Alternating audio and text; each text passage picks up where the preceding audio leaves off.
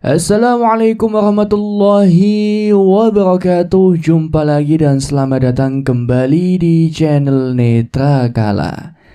Seperti biasanya pada kesempatan kali ini saya akan membagikan sebuah kisah misteri. Kisah kali ini berjudul Tumbal Tali Perawan. Namun sebelum saya lanjutkan ke inti ceritanya, bagi teman-teman semua yang ingin langsung membaca cerita ini, bisa langsung klik link yang sudah admin sisipkan di kolom deskripsi video ini. Dan bagi yang belum subscribe, silakan bisa tekan tombol subscribe terlebih dahulu dan jangan lupa aktifkan lonceng notifikasinya agar tidak ketinggalan update video terbaru dari kami. Untuk itu langsung saja tanpa perlu berlama-lama lagi, kita langsung ke inti ceritanya.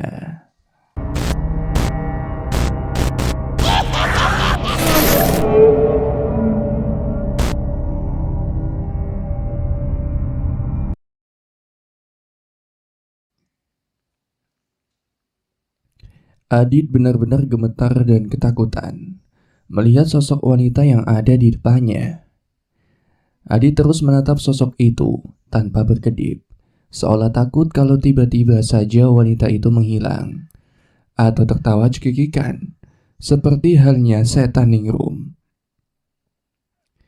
Bau dari wanita itu benar-benar memuakkan, bau ampek dan juga bau bangkai. Benar-benar bercampur menjadi satu. Tiba-tiba saja wanita itu bergerak. Adit langsung terperanjat dan bersiap-siap untuk menendang atau apapun itu agar wanita itu tidak menyentuhnya. Namun ternyata dia melangkah pelan. Ia pergi dengan menyeret kakinya untuk menuju ke rimbunan pohon. Adit teringat dengan Bude Ija dan buru-buru menoleh ke belakang, namun tidak ada siapapun. Samar-samar dia mendengar desahan dua orang yang sedang melakukan persetubuhan. Jelas sekali kalau Bude dan entah siapa itu masih melakukan persenggamaan. Mereka tidak mengetahui keberadaan Adit. Meskipun lututnya terasa lemas, mau tidak mau Adit harus segera pulang. Tujuannya hanya satu saat ini. Sesegera mungkin dia harus sampai ke rumah neneknya. Jalanan masih begitu sepi. Kabut dan dinginnya malam daerah pegunungan bahkan tidak terasa sama sekali. Peluk keringat masih terus menetes dari dahinya. Bahkan bajunya pun sudah terlihat basah. Namun Adi tidak peduli. Dia terus saja berjalan menembus keheningan malam. Setelah sampai di rumah, Adit langsung masuk ke dalam kamarnya. Sengaja pintu dapur yang mengarah keluar tidak dia kunci, agar tidak menaruh kecurigaan. Terhenyak Adit di atas kursi dalam kamarnya. Adit tidak menyangka kalau Bude Ijah bisa melakukan hal seperti itu. Sebatang rokok sudah ia bakar, berharap bisa sedikit menenangkan batinnya. Sialan, ini gila. Berulang kali Adit mengumpat saat mengingat peristiwa malam itu. Hisapan demi hisapan dia lakukan. Ia menimbang-nimbang apakah sebaiknya dia memberitahukan semua apa yang baru saja dilihatnya kepada Nek Harjo dan Pak De Marwanto. Adit benar-benar bingung. Di satu sisi dia sudah muak dengan semua kejadian yang dia alami. Namun di sisi lainnya Adit juga merasa tidak nyaman jika nantinya Pak De tahu dan menjadi masalah yang baru. Bisa gila aku kalau kayak gini, ucap Adit sambil mengacak-acak rambutnya. Adit tiba-tiba terdiam. Dia ingat kalau ritual santet atau guna-guna pasti menggunakan media. Bangkit dan mulai mencari barang yang sekiranya mencurigakan. Namun sampai 1 jam lebih, tetap saja Adit tidak menemukan apapun yang aneh di sana. Lelah dengan semua kejadian yang dia alami malam ini, tanpa sadar, Adit sudah tertidur dengan pulas. Seolah ada seorang yang meneriaki sesuatu dengan keras di telinga Adit. Matanya tiba-tiba saja terbuka dengan cepat. Perasaannya benar-benar merasa tidak nyaman sama sekali. Mengingat-ingat apa yang membuatnya sedemikian kacau, Adit tersadar bahwa semalam dia sudah memergoki budenya, melakukan sesuatu yang menurutnya menjijikan. Bersenggama dengan orang yang Adit tidak tahu siapa, dengan menggunakan ritual darah ayam hitam. Butuh beberapa waktu bagi Adit untuk menenangkan diri. Dia tidak mau gegabah. Semalam dia sudah menimbang-nimbang semuanya. Adit sudah berniat dan bertekad untuk menyelidiki semua ini. Semua sudah kepalang tanggung. Adit beranjak dari tempat tidurnya, mengatur wajahnya agar terlihat tenang, agar jika nanti bertemu dengan Bude Ija, tidak ada kecurigaan yang muncul. Suasana rumah itu pagi itu benar-benar sepi. Tidak seperti biasanya, padahal jam sudah menunjukkan pukul 6 pagi. Adi tahu kalau neneknya dan Bok Sarmin pasti sedang pergi jalan-jalan.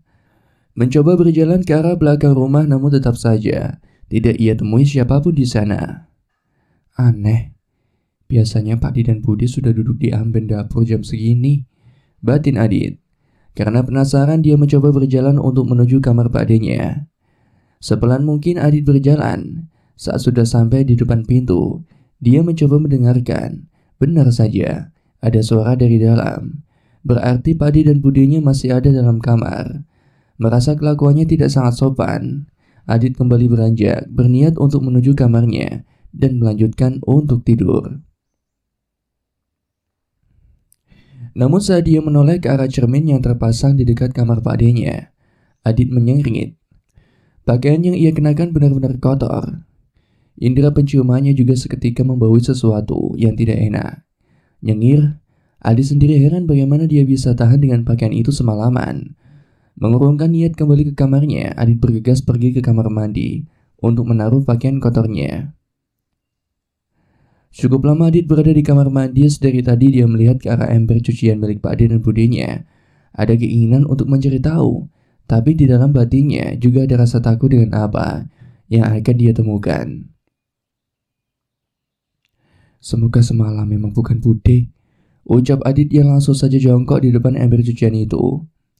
Adit segera mengaduk-aduk ember yang berisikan pakaian milik Bude dan Pak D-nya. Teringat semalam Bude memakai pakaian putih.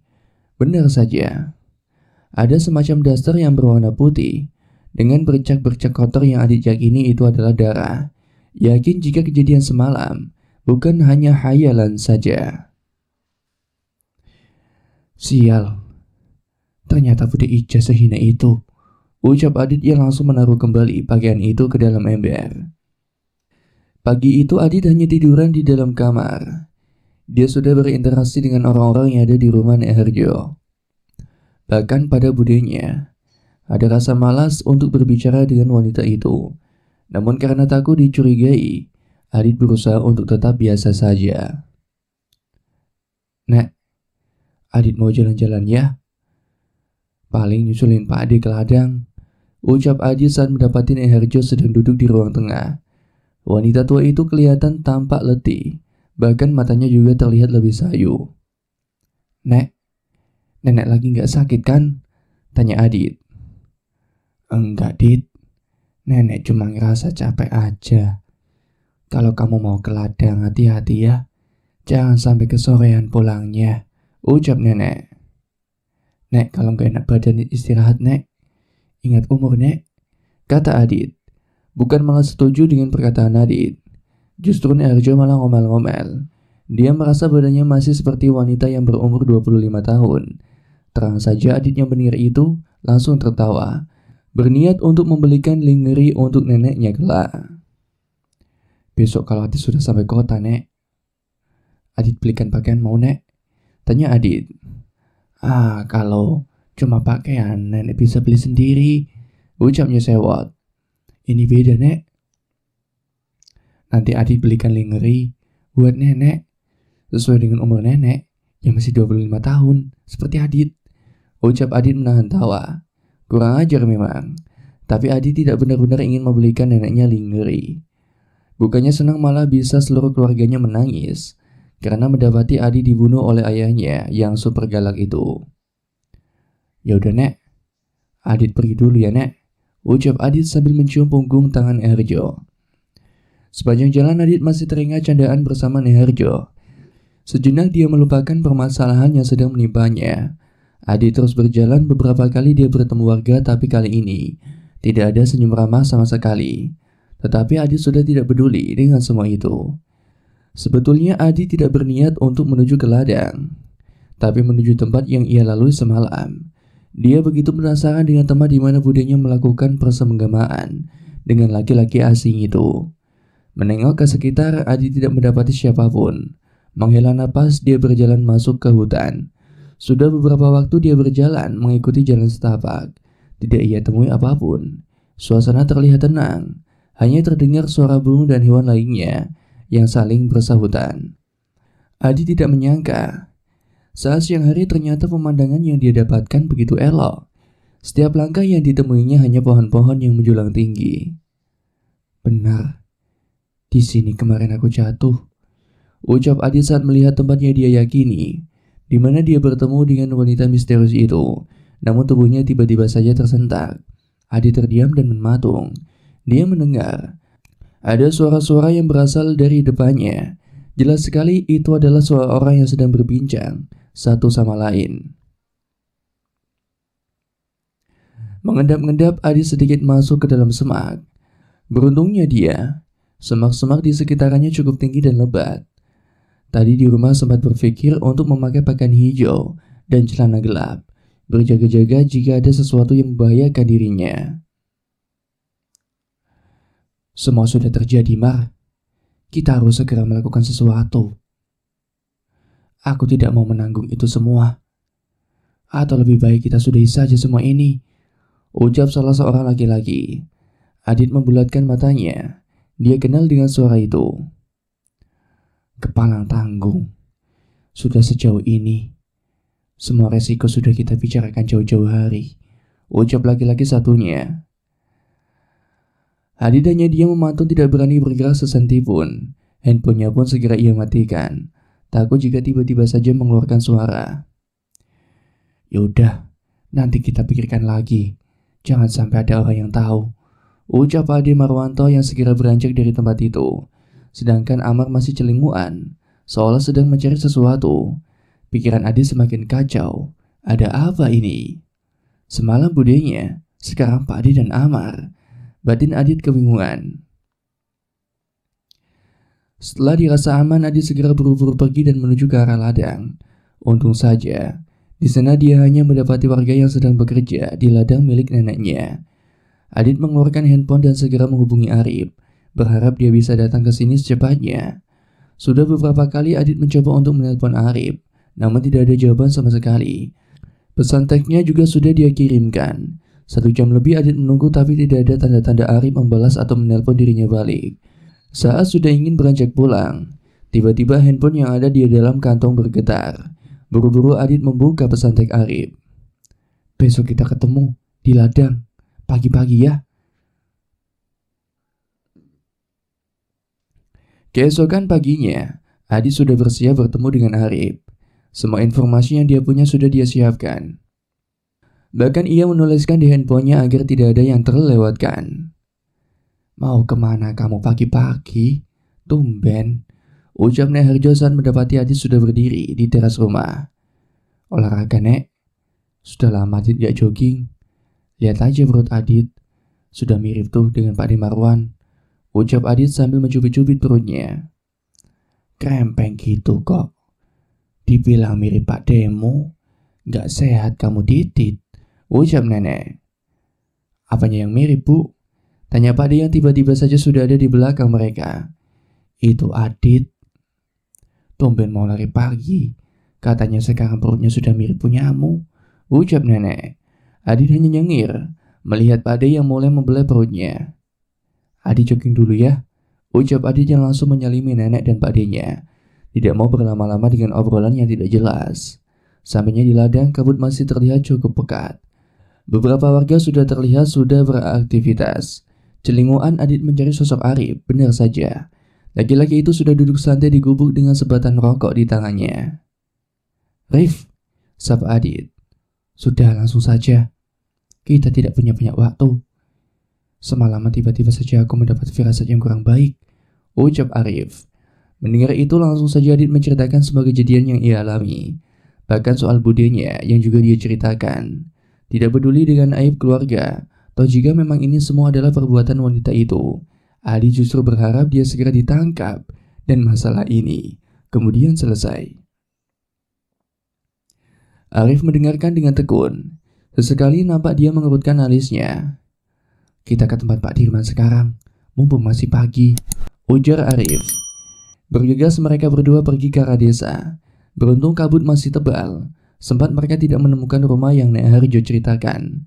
Namun dengan kemampuan Arif, akhirnya mereka menemukan rumah yang dimaksud. Terlihat kondisi rumah itu sama seperti milik Mbok Sarmin, tapi sedikit lebih baik. Dari kejauhan nampak seorang bapak-bapak sedang menyapu halaman. Melihat itu, Arif berjalan mendatangi laki-laki tua itu. "Assalamualaikum." "Pak, benar ini rumah Pak Darmin?" tanya Arif. Laki-laki itu menatap Arif dan Adit dengan pandangan yang aneh. "Waalaikumsalam. Kalian siapa?" ucapnya. Arif segera menjelaskan siapa mereka dan masuk kedatangannya. Saat mendengar tujuan mereka, buru-buru laki-laki itu menarik tangan Arif dan meminta mereka untuk masuk ke dalam rumah. "Maaf sebelumnya, Pak. Mungkin ini akan membuka luka lama. Seperti yang Bapak tahu, beberapa waktu yang lalu ada kejadian yang membuat kampung ini gempar. Dan kami mendapatkan informasi dari Nek Harjo kalau dulu pernah ada kejadian yang mirip sekali dengan kematian Ningrum," ucap Arif saat mereka sudah duduk di ruang tamu milik Pak Dirman. Adit memperhatikan sosok laki-laki tua yang ada di depannya. Terlihat tidak begitu nyaman, entah karena memang dia mengingat sosok mendiang anaknya, atau memang kedatangan mereka yang tidak dia inginkan.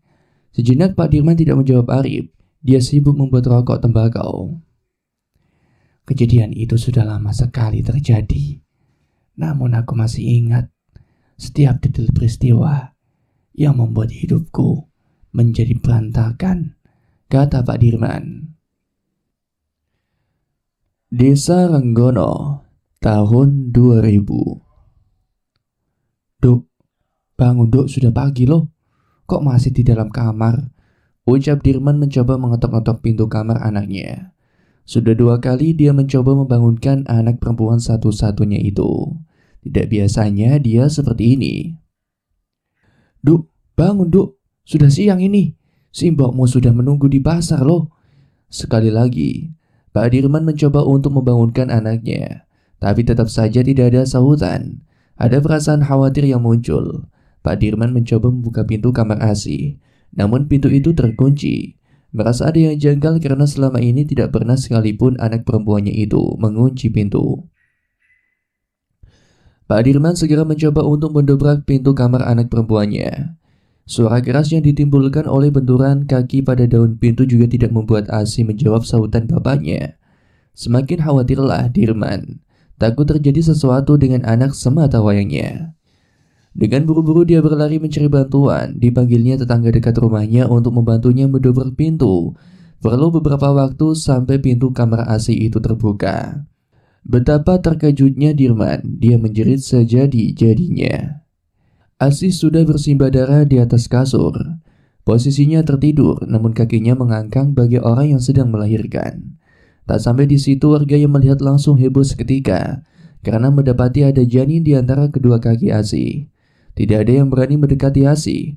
Warga sedemikian takutnya. Selain posisi yang aneh, mata Asih juga tampak melotot, seakan sedang melihat sesuatu yang menakutkan. Pagi itu desa Renggono benar-benar heboh dengan kematian Asih. Tidak ada topik pembicaraan lain di desa itu. Semua warga telah mengetahui kematian Asih yang begitu menggenaskan. "Saya kaget, Bu. Tidak menyangka kalau Asih anak pendiam. Hamil di luar nikah," ucap salah seorang ibu yang sedang berkumpul di depan pos ronda.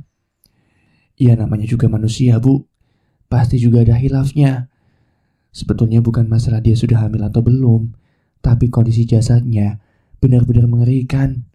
Dan ucap salah satu laki-laki yang ada di sana. Dia celinguan kanan kiri dan mengecilkan suaranya.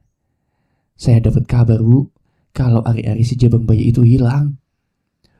Sontak beberapa orang yang ada di sana kaget. Muka mereka pucat dengan seketika. Awalnya mereka berpikir kalau Asih meminum obat atau jamu penggugur kandungan. Tapi kalau ada kabar seperti itu, sungguh aneh sekali.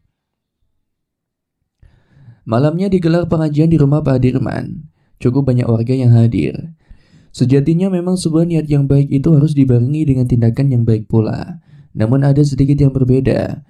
Justru banyaknya yang datang ke rumah Pak Dirman bukan hanya untuk mengikuti pengajian, namun juga terselip rasa penasaran dengan kejadian yang menimpa Asih. Awalnya pengajian berjalan dengan lancar. Di hari pertama tidak ada seorang pun yang mendapatkan gangguan. Malam kedua juga sama, hingga pada malam ketiga. Malam itu hujan turun dengan derasnya sedari sore hari. Sontak menambah suasana desa Renggono semakin terasa sepi. Dalam sebuah rumah sepasang suami istri sedang berjumpa dengan hebatnya. Parmin benar-benar tidak bisa mengendalikan dirinya. Meski istrinya sedang hamil, namun hasrat untuk melakukan hubungan badan sudah menguasai pikiran dan hatinya. "Gerah gak sih mas?" ucap Nani si istri setelah mengelap keringat yang ada di wajahnya. "Ya pasti toh dek, orang habis olahraga ya pasti keringetan, bikin gerah," ucap Parmin sambil tersenyum lemah. Matanya benar-benar berat seolah ada sesuatu yang mengganduli kelopak matanya. Ingin rasanya ia segera tidur, namun hal itu tidak berlaku untuk Nani. Justru setelah melakukan persenggamaan, matanya begitu melayang. "Ah, enggak, biasanya juga enggak gini kok," ucapnya sambil mengipas-ngipaskan tangannya ke wajahnya. Tidak ada sautan dari suaminya, terdengar dengkur lembut dari mulut laki-laki yang sudah menikahinya selama setahun ini. Dengan perasaan jengkel, Nani sebetulnya ingin mencubit suaminya, tapi dia urungkan. Beberapa kali Nani mencoba mengatur posisi agar lebih nyaman saat tidur, tapi tetap saja, seolah sedang ada orang yang menghidupkan api unggun di dalam kamarnya. Rasanya begitu panas, padahal di luar hujan masih begitu deras. Beranjak Nani keluar kamar berniat untuk mengambil air berharap bisa menguras sedikit rasa panas yang menguar dari tubuhnya itu. Berjalan pelan sambil memegangi perutnya yang sudah mulai membesar, dilihatnya lampu ruang tamu sudah mati, hanya terlihat pendar kekuningan yang berasal dari lampu pijar yang ada di teras rumah. Nani terdiam, ada sesuatu yang sedang duduk di kursi teras miliknya. Meski tidak terlihat dengan jelas, namun nampak sekali. Memang di sana ada seorang yang sedang duduk. Awalnya Nani berniat untuk melihat, tapi ia urungkan. Dengan buru-buru dia masuk ke dalam kamar. Mas Parmin, bangun mas," ucap Nani sambil menggoyang-goyangkan tubuh suaminya. "Kenapa tuh dek? Udah ayo tidur," kata Parmin dengan suara yang masih mengantuk. "Itu di teras lagi ada orang mas," ucap Nani. Namun tetap saja Parmin tidak bergerak dan justru melanjutkan tidurnya. Kesal, Nani beranjak dan berniat untuk melihat siapa gerangan yang sedang duduk di teras rumahnya. Namun saat Nani melihat kembali ke arah teras, sosok itu sudah tidak ada. "Mungkin aku cuma salah lihat kali ya," ucap Nani. Baru saja Nani berbalik, berniat untuk mengambil air di dapur. Badannya seolah menjadi kaku. Mulutnya terkunci. Beberapa meter di depannya ada sesuatu yang mengerikan. Sesuatu yang sedang merangkak di dinding rumahnya. Bukan, itu bukan merangkak, tapi seperti orang yang kayang dan berjalan menggunakan tangan dan kakinya. Mata Nani memanas menahan takut. Asih tetangganya yang baru meninggal beberapa hari yang lalu kini berada di dalam rumahnya yang menempel di dinding dapur. "Nik, tolong Nik, Loro," ucap Asih lirih, masih dengan menempel di dinding. Nani hanya bisa diam dan menangis, tubuhnya benar-benar tidak bisa digerakkan. Batinnya terus saja meneriaki nama suaminya untuk menolongnya. Berdoa pun dia lupa dengan semua bacaan yang pernah dia belajari saat mengaji. Sosok itu bergerak perlahan menuju ke arah Nani. "Nik, aku jaluk tolong Nik. Iki untuk anakku," bisik suara Asih parau sambil menunjukkan gumpalan warna merah yang sudah memiliki bentuk badan mirip sekali dengan janin manusia.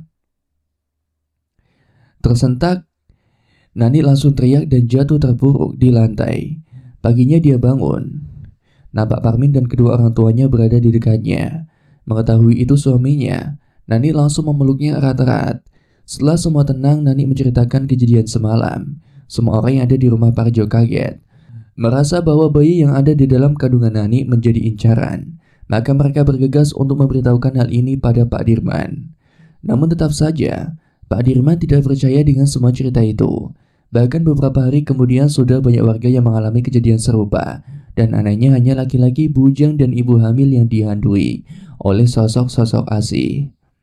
Puncaknya setelah 2 minggu kematian Asih, ditemukan lagi satu mayat wanita dengan kondisi yang serupa. Bahkan sudah hampir membusuk. Diketahui wanita itu bernama Mira. Dia memang hidup sendirian selama ini karena memang yatim piatu. Bertambahlah geger di desa Ranggono. Banyak desas-desus yang menyebutkan bahwa Pak Dirmanlah yang sedang melakukan ilmu hitam yang mengorbankan wanita hamil. Hanya karena itu, usaha kami di pasar sedang bagus-bagusnya. Warga desa dengan mudah menyimpulkan seperti itu. Semenjak itulah mereka mengucilkan keluarga saya. Dan beberapa bulan kemudian, ibunya Asih juga meninggal karena stres memikirkan kematian anaknya dan juga hujatan-hujatan dari warga sini, ucap Pak Dirman dengan mata yang memerah. Adit yang mendengar itu benar-benar geram. Bagaimana mungkin bisa ada orang yang mau dan tega melakukan perbuatan seperti itu? Ada satu lagi yang ingin saya tahu, Pak.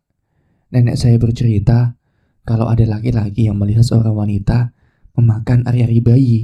Tanya Adit. Itulah Parmin. Dia yang mengatakan kalau dia melihat ada wanita di dekat rumahku sedang memakan ari-ari bayi. Bertambah kemarahan warga pada keluarga kami. Tidak hanya menghancurkan rumah, tapi usaha kami di pasar juga dirusak, kata Pak Dirman. Nada suaranya benar-benar terdengar marah, walau sebisa mungkin dia tahan. Dan wanita yang mereka bakar, Pak? Tanya Adit. Pak Dirman sedikit terlonjak dengan pertanyaan Adit, sedangkan sedari tadi Arif hanya diam mendengarkan. Sesekali dia membakar rokok dan terus menyimak percakapan dan cerita yang dilakukan oleh Pak Dirman. Itu adikku, Siti namanya. Biadab mereka tega melakukan itu semua. Sampai jasad dari Siti habis menjadi abu bersama rumahnya, ucap Pak Dirman. Adi dan Arif kembali berjalan untuk menuju ladang. Keduanya masih sama-sama diam. Mereka masih memikirkan apa yang diceritakan oleh Pak Dirman. Bagaimana menurut Murib? Ucap Adi saat sudah sampai di gubuk. Aneh. Seolah-olah semuanya itu terencana dengan rapi. Tapi bukan itu yang mengganggu pikiranku saat ini. Jika Pak Dirman memang pelakunya, untuk apa dia menunggu selama itu dan mulai melakukan ritual baru? Terlebih dengan ceritamu soal wanita misterius itu yang mengatakan kalau tumbal lainnya sudah disiapkan, ucap Arif. Adit menghela napas. Pikirannya semakin kacau. Kalau memang bukan yang Parmin melakukan itu, berarti memang ada orang yang sengaja menjebak Pak Dirman dan Parmin. Dan sudah jelas berarti masih akan ada wanita yang akan menjadi tumbal lagi, serta laki-laki yang mungkin saja itu adalah aku, ucap Adi dengan nada getir. Sekarang yang harus kita cari tahu adalah calon tumbal dari orang ini, ucap Arif. Tatapannya menerawang jauh. Sebatang rokok terjepit di antara kedua jarinya. Hembusan demi hembusan asap putih dia keluarkan dari mulut dan hidungnya. Bagaimana caranya, Rip? Ucap Adit. Itulah yang sedang aku pikirkan. Aku sama sekali tidak punya petunjuk, kecuali tentang Bude, Pak D, serta Amar. Malam ini, kita amati lagi pohon tua itu. Aku akan menunggumu di ujung desa ya, ucap Arif dengan segera beranjak. Adit yang mengerti hanya bisa mengikuti, toh memang ini juga demi keselamatannya. Sepulang dari ladang, Adit hanya mendapati keberadaan Nyai Harjo dan Mbok Sarmin. Nampak Nyai Harjo sedang mengajari Mbok Sarmin untuk merajut. Hal yang memang sudah menjadi kebiasaan Nyai Harjo. Hampir setiap tahun Adit selalu mendapatkan kiriman suit rajutan tangan neneknya itu sendiri. Pak D dan Bude kemana, Nek? Tanya Adit saat sudah duduk di ruang keluarga. Lah yo di ladang toh pastinya. Emang kamu gak ketemu? Kalau budemu itu sedang pergi ke pasar, ucap Nyai Harjo. Adit yang sedari tadi berada di ladang tidak melihat batang hidung Pak D-nya itu. Namun dia juga tidak menaruh kecurigaan berlebih. Memang bisa saja Pak Adi Marwanto sedang mengantar Budi Ija ke pasar. Kamu makan dulu. Baru kalau mau istirahat, jangan lupa mandi. Badanmu baunya bikin kucing aja males deket-deket sama kamu, ucap Neharjo dengan mengernyitkan hidungnya. Mendengar itu justru Adit beranjak dan menempel pada neneknya. Melihat kelakuan Adit, Mbok Sarmin hanya terkekeh. Wanita misterius yang mengamati rumah Ningrum. Tiba-tiba, Adit teringat dengan cerita Mbok Sarmin. Benar, calon tumbal selanjutnya pasti akan didatangi wanita itu. Tapi bagaimana caranya? Tidak mungkin aku dan Arif keliling desa setiap malam untuk mencari wanita itu, batin Adit saat sudah duduk di kursi kamarnya. Tidak, aku harus bisa bertemu dengan wanita itu, ucap Adit. Ada secerca harapan yang muncul. Wanita itu menjadi kunci dari sebuah masalah ini. Tersenyum, Adit segera beranjak dan membaringkan badannya di atas kasur. Setelah sepakat untuk bertemu dengan Arif di ujung desa, semenjak sore jantung Adit sudah berdebar-debar. Seolah sedang menantikan sesuatu. Namun ada bisikan-bisikan kecil di kepalanya untuk tidak melakukan apa yang sudah mereka rencanakan. Bagaimana kalau nanti malah justru ketahuan ya? Atau nanti justru bertemu dengan Ningrum? Batin Adit kacau. Sedari tadi memang dia sudah mempersiapkan semuanya. Dia jelas akan menggunakan jendela sebagai pintu keluar kali ini.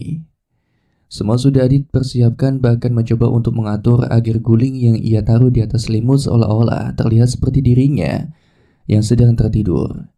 Kelabu yang selama ini tidak ia pakai sengaja ia bentangkan untuk menyamarkan pandangan. Tepat pukul 12.45 Adit sudah siap dengan jaket dan celana gelap untuk menyamarkan pandangannya. Sepelan mungkin dia beranjak agar tidak menimbulkan suara. Dibukanya daun jendela. Untung saja daun jendela kamarnya itu memiliki bentuk model bangunan lama, sehingga dengan mudah Adit langsung bisa melompat keluar. Ditutupnya jendela kamarnya dan berjalan membungkuk saat melewati kamar Pak Ade dan Bu Deja. Adit berhenti. Dia diam, mencoba mendengarkan jikalau ada suara-suara obrolan dari Bu Deja ataupun Pak Ade-nya. Namun semuanya nampak sunyi. Sama halnya dengan keadaan sekitar. Memandangi sekitar terlihat begitu gelap. Pohon-pohon yang menjulang tinggi serta angin malam yang dingin justru malah membuat Adit merinding. Ucapnya saat badannya tiba-tiba saja bergetar hebat. Sudah hampir 10 menit Adit berjalan. Dari kejauhan nampak ada sosok yang tengah berdiri di bawah pohon dan sedang menyandarkan punggungnya. Sama dengannya pakaian yang dia pakai terlihat menyatu dalam keremangan. Hanya terlihat titik kecil warna merah yang Adit yakini adalah bara api dari sebatang rokok. Arif, ucap Adit sambil menghela napas dalam-dalam. Langsung aja yuk, kita ke sana. Lebih baik menunggu di tempat itu, ucap Arif sambil memberikan lotion anti nyamuk pada Adit, yang langsung diterima oleh Adit. Dia tidak kepikiran jika di hutan nanti kemungkinan ada banyak serangga yang bisa saja membuat perbuatan mereka ketahuan. Tunggu sebentar, Arif. Ada yang ingin aku bicarakan, ucap Adit. Waktu kita tidak banyak, kita bicara sambil jalan aja, kata Arif, yang mulai melangkahkan kakinya untuk menuju ke arah hutan. Adit hanya bisa mengikuti, tahu sebenarnya jauh lebih nyaman untuk berbicara di hutan daripada di ujung desa. Berjalan beriringan tidak ada satupun ucapan yang keluar dari bibir mereka. Semakin jauh masuk ke dalam detak jantung Adit juga merasa semakin cepat. Gila sih, kemarin aku malam-malam kesini sendirian. Batin Adit yang justru heran dengan kelakuannya waktu itu. Kau ingat Rif, dengan wanita yang aku katakan kemarin? Tanya Adit saat mereka sudah mulai masuk ke dalam keremangan pohon. Wanita yang mana? Ucap Arif sambil masih berjalan, menapaki jalan setapak. Wanita yang aku temui, yang memberitahu kalau akan ada tumbal selanjutnya, ujar Adit. Kenapa dengan dia, Dit? Kata Arif yang mulai penasaran. Tidak ingatkah kau dengan cerita Mbok Sarmin? Kalau malam-malam sebelum kematian Ningrum, dia selalu memperlihatkan dirinya, dan kemarin dia memberikan, entah itu petunjuk atau wejangan. Aku tidak tahu, tapi bukankah itu aneh? ucap Adit yang terus saja mencoba mengimbangi langkah Arif yang mulai cepat. Arif berhenti tiba-tiba. Nampak sekali dari raut wajahnya dia sedang memikirkan sesuatu. Benar, ada yang aneh. Kenapa tidak terfikirkan olehku? Ucapnya. Benar kan? Aku hanya berpikir kalau wanita itu tahu sesuatu. Aku tidak tahu apakah saat dia berada di depan Nurmaningrum sedang memberikan peringatan atau justru sedang menandainya, ucap Adit. Kalau dia sedang menandai sesuatu dan menampakkan dirinya ke seseorang, bisa dibilang orang itu adalah orang yang akan jadi tumbal selanjutnya. Begitu maksudmu? Tanya Arif. Adit tersenyum kecut mendengar pertanyaan Arif. Dia tidak menyadari kalau buah pikirannya justru mengantarkan padanya pertanyaan baru. Beberapa kali Adit melihat wanita itu, bahkan bertemu dengannya langsung. Aku hanya berpikir kalau wanita itu adalah kunci dari semua keruwetan ini, Rip. Ucap Adit lirih. Kita pikirkan itu nanti, Dit. Setelah malam ini, ucap Arif yang mulai berjalan kembali. Sudah beberapa lama mereka berjalan menyusuri jalan setapak. Adit sudah melihat pohon besar yang menjadi saksi perbuatan bejat budenya. Rip, yakin kita mau melihat ritual itu? Ucap Adit berjalan di belakang Arif.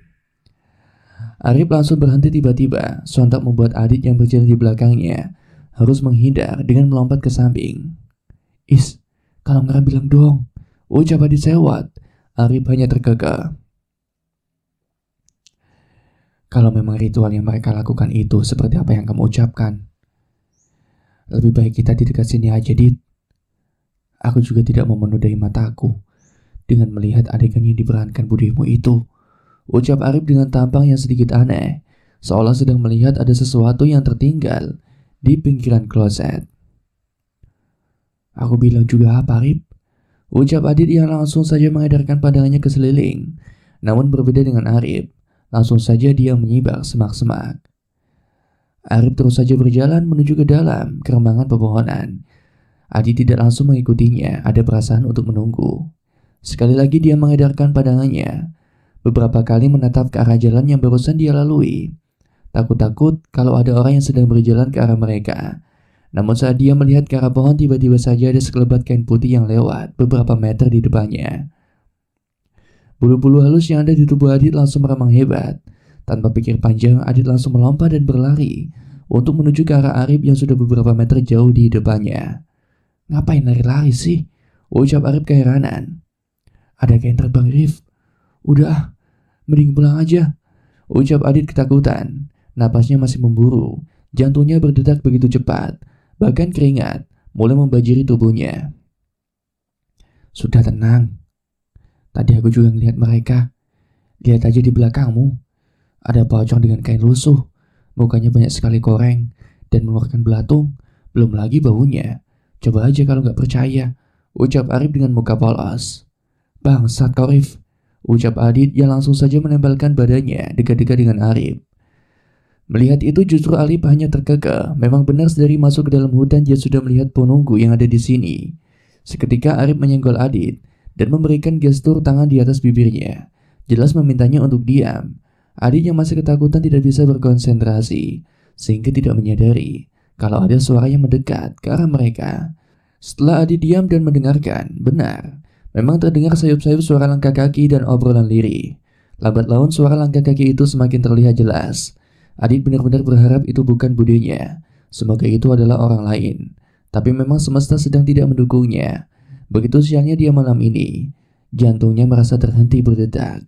Tubuhnya melemas. Tatkala Adit lihat, justru malah membuat dirinya semakin drop. Budi Ija dan Pak Ade Marwanto sedang berjalan beriringan. Persis sekali menggunakan pakaian yang semalam Adit lihat. Ini rasanya Adit keluar dari tempat itu dan melabrak mereka. Tapi tidak ada keberanian untuk melakukan itu. Justru rasa penasaran dalam hatinya membujah semakin kuat. Ingin sekali Adit mengetahui apa yang akan dilakukan dua orang keluarganya ini. Sudah, Bu, di sini aja. Sudah kamu pastikan tidak ada yang mengikuti kita kan? Ucap Ade Marwanto lirih. Sudah, Pak. Tadi sebelum kesini sudah Ibu cek semua. Orang rumah sudah pada tidur. Ucap Budi Ija. Kejadian selanjutnya Pak Ade Marwanto mulai membakar kemenyan dan dupa. Telinga Adit sungguh terasa menderu. Emosinya benar-benar meluap. Orang yang dia hormati bersekutu dengan iblis. Sungguh menjijikan. Terlihat kini Pak Ade dan budinya tengah bersimpuh. Dia mengeluarkan sesuatu yang tidak bisa Adit lihat dengan jelas. Nyai, aku datang lagi.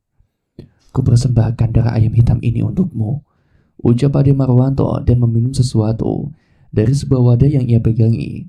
Muak dengan apa yang dia lihat, Adit langsung menundukkan pandangannya. Entah apa yang terjadi, tubuh Arif tiba-tiba tersentak. Adit yang kaget langsung menatap Arif. Nampak sekali raut wajah Arif yang begitu panik. Kepala Arif bergerak dengan cepat, menoleh ke arah belakang. Ada apa? Ucap Adit. Ayo pergi, ucap Arif yang langsung saja menarik tangan Adit. Tidak bisa langsung bergerak cepat. Mereka berdua mengendap-endap layaknya seorang maling. Terus saja berjalan menembus semak-semak. Adit merasa heran dengan apa yang sedang dilakukan oleh temannya itu. Ada orang lain di sana selain kita berdua, ucap Arif saat sudah jauh dari pohon besar tempat Pak Ade dan budenya sedang melakukan ritual. Kita pulang, jangan sampai ada yang melihat. Kabut ini akan sedikit menghalangi pandangan, ucapnya, dan langsung berjalan ke arah rumah Pak Kades. Adit yang terbawa suasana ikut panik. Yang ia ketahui, ada bahaya yang sedang mengancam mereka berdua. Adit berjalan setengah berlari menuju rumah Nek Harjo. Selain memikirkan perkataan Arif, dia juga takut kalau tiba-tiba saja setan Nirum jatuh di depannya, seperti malam kemarin. Membayangkan saja sudah ngeri, apalagi harus dikagetkan dengan benda yang jatuh, tapi bisa merintih kesakitan. Bergidik, Adit langsung tunggang langgang mempercepat langkah kakinya. Sesamanya di depan jendela kamar tidurnya, Adit kemudian langsung memanjat masuk. Astaga, ucap Adit. Sambil mengatur napas, tubuhnya merosot dan bersandar pada dinding. Dipejamkan kedua matanya, menerawang setiap kejadian yang baru saja ia lihat. Perasaan Adit begitu kacau. Tidak menyangka kalau laki-laki yang bersama Budi adalah Pak Adenya sendiri. Meskipun mereka pasangan yang sah dan boleh melakukan hubungan itu, tapi kenapa mesti harus menggunakan ritual seperti itu? Ucap Adit lirih. Merasa pikirannya begitu penuh, Adit buru-buru mengambil rokok dan korek yang ada di kantung celananya. Adit terus berpikir, apa yang harus dia lakukan? Sialnya bukan mendapatkan jawaban, malah teringat dengan mantan kekasihnya, Dinda. Sungguh ingin sekali Adit menceritakan semuanya pada wanita itu. Andai kamu di sini, Din, ucap Adit. Mengucuk matanya yang memerah, Adit berdiri dan segera mengganti pakaian yang ia kenakan. Dengan buru-buru ia membuka pintu kamar dan beranjak menuju ke toilet. Baru saja Adit menutup toilet, ia mendengar ada suara bisikan yang merambat masuk ke dalam telinganya. Sudah cepat, masuk kamar, ganti pakaian dulu. Jelas sekali suara itu berasal dari Pak Ade Marwanto. Bukannya malah diam, Adit justru mengambil air dengan gayung dan menyiramkannya ke dalam toilet. Seketika suara itu berhenti hanya sayup-sayup. Ada suara pintu kamar yang ditutup. Bude sudah masuk ke kamar, batin Adit. Adit menunggu beberapa saat, berpura-pura terus mengguyurkan air ke dalam toilet. Adit kira Pak Ade Marwanto sudah beranjak, namun ternyata laki-laki itu masih duduk diambil dengan rokok yang terjepit di kedua tangannya. Loh, Pak Ade tumben jam segini udah bangun, ucap Adit mencoba mengatur mukanya sepolos mungkin. Iya Adit, sakit perut. Mana kamu lama lagi? Udah 2 kali nih Pak Ade bolak-balik ke kamar masih saja belum selesai, ucapnya sambil terus menghisap rokok. Maaf Pak Ade, sakit perut mungkin karena sambil buatan nenek tadi sore, ucap Adi sambil mengatur mukanya tampak seolah sedang merasakan perih di perutnya. Adi sebenarnya tahu kenapa Pak Adenya menghisap rokok begitu sering. Jelas dia sedang menyamarkan bau amis dari darah ayam yang ia minum. Menahan mual, Adi segera pamit dan beranjak untuk menuju ke kamarnya.